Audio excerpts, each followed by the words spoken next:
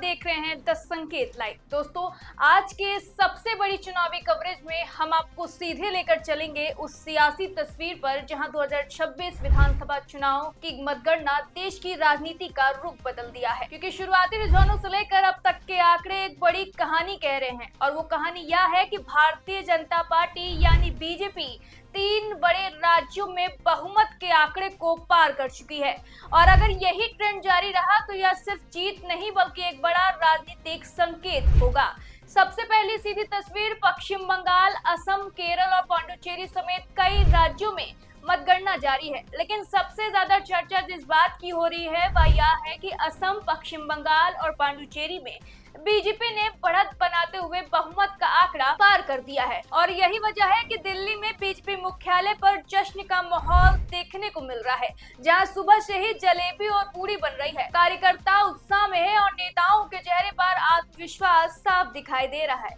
अब बात करते हैं पश्चिम बंगाल की, जहां सबसे बड़ा उलटफेर देखने को मिल रहा है। राज्य की 293 सीटों पर हुए चुनाव के नतीजे आज सामने आ रहे हैं और शुरुआती रुझानों में बीजेपी ने जबरदस्त बढ़त बना ली है। बीरभूम जिले के रामपुरहाट कॉलेज काउंटिंग सेंटर से मिली जानकारियों के अनुसार रामपुरहाट सीट पर बीजेपी उम्मीदवार ध्रुवा साहा आगे चल रहे हैं। यह सिर्फ एक सीट की नहीं बल्कि पूरी जंगल महल इलाका जो कभी बीजेपी का गढ़ माना जाता था, वहां पार्टी फिर से मजबूत वापसी करती दिख रही है।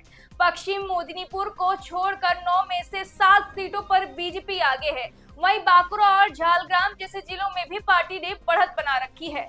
कोलकाता जैसे शहरी इलाकों में भी तस्वीर बदलती दिख रही है।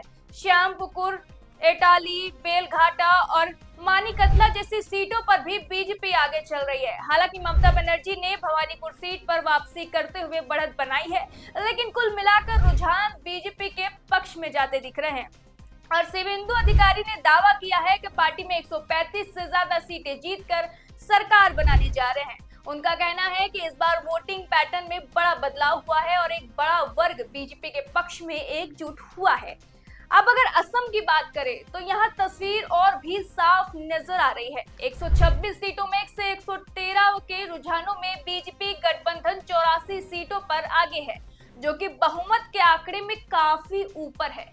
हेमंत बिश्व शर्मा अपनी जालकुबाड़ी सीट पर बढ़त बनाए हुए हैं, यानी असम में बीजेपी की सरकार बनना लगभग तय माना जा रहा है। अब चलते हैं पांडुचेरी की तरफ, जहां छोटे राज्य में भी बीजेपी ने मजबूत प्रदर्शन किया है और कई सीटों पर बढ़त बनाकर बहुमत की ओर बढ़ती दिखाई दे रही है, जिससे यह साफ हो गया है कि दक्षिण भारत में बीजेपी अपनी पकड़ मजबूत कर रही है। अब बात करते हैं केरल की, जहां तस्वीर थोड़ी अलग है, लेकिन बीजेपी ने यहाँ भी अपनी मजबूती मौजूद की है। 140 सीटों वाली विधानसभा में यूडीएफ 50 सीटों पर आगे है, एलडीएफ 18 सीटों पर, लेकिन बीजेपी भी 8 सीटों पर बढ़त बनाकर इस बार बड़ा प्रदर्शन करती दिख रही है। और यह राज्य के राजनीतिक इतिहास में एक अहम बदलाव माना जा रहा है। बीजेपी के संदीप वाचस्पति और सीपीआई के टीटी जिस्मोन के बीच मुकाबला दिलचस्प बना हुआ है, लेकिन यहाँ भी बीजेपी ने अपनी उपस्थिति दर्ज कराई है। अब अगर पूरे चुनाव को एक फ्रेम में देखें तो तस्वीर साफ है। बीजेपी 3 राज्यों में बहुमत पार करती हुई दिख रही है और बाकी राज्यों में भी मजबूत प्रदर्शन कर रही है, और यही इस चुनाव की सबसे बड़ी कहानी बननी जा रही है। अब सवाल यह है, क्या यह बदलाव क्यों आया, इसके पीछे क्या कारण है?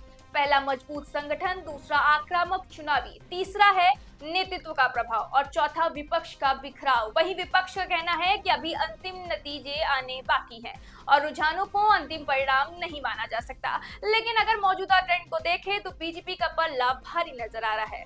अब सबसे बड़ा सवाल यही है, क्या यह चुनाव 2024 के बाद बीजेपी के लिए एक और बड़ा राजनीतिक माइलस्टोन साबित होता है या फिर आखिरी नतीजों में कोई बड़ा उलटफेर देखने को मिलेगा? लेकिन फिलहाल जो तस्वीरें बन रही हैं वह साफ तौर पर बीजेपी के पक्ष में जाती दिख रही है। तो दोस्तों, आप क्या सोचते हैं, क्या बीजेपी 3 राज्यों में सरकार बना पाएगी या फिर आखिरी वक्त में तस्वीर बदलेगी? अपनी राय कमेंट में जरूर बताएं।